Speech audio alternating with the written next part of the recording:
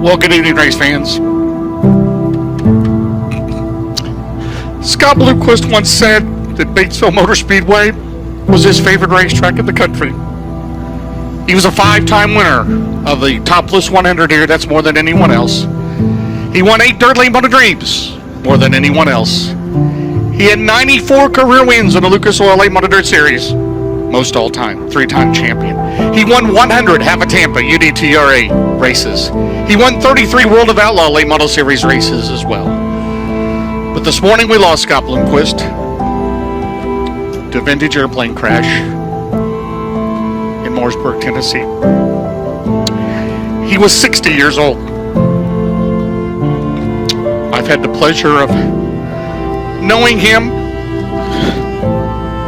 since 1987. I was fortunate enough to do all of his Lucas Oil wins over the years, all 94 of them. I did his 200th career win.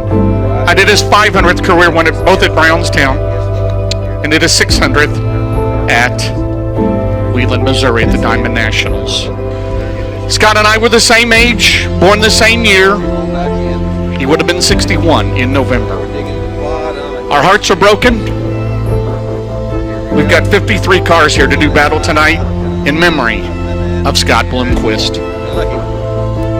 Again, as I mentioned, he was the only 5-time winner of this Topless 100.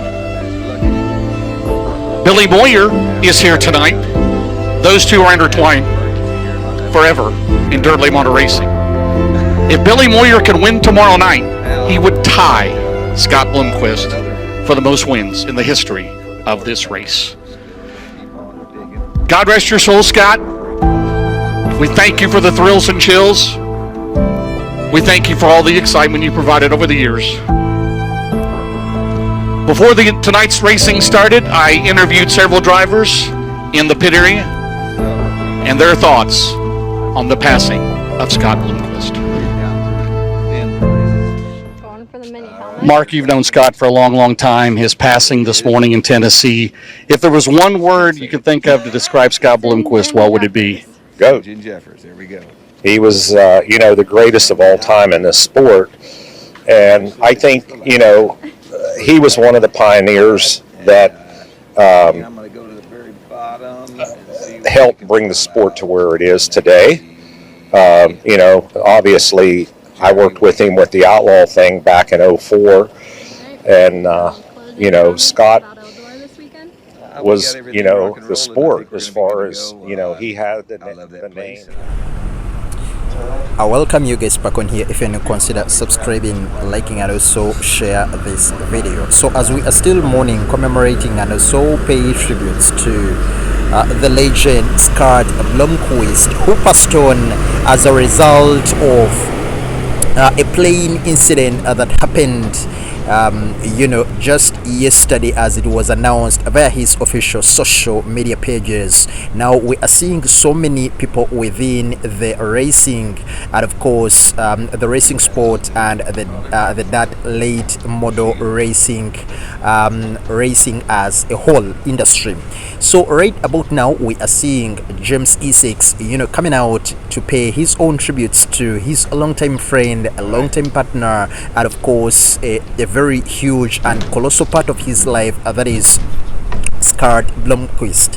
He has come out via his official YouTube page, like you've heard in the audio clip I've given you at the beginning of this video, and he poured his heart out, trying to contain the tears, and indeed he was in pain, and of course it's understandable because Scott Bloomquist, was really part and parcel of his life. They had spent so many years together, born in the same year, like he has said, and they have worked together throughout Scott's whole career within the dirt late model racing.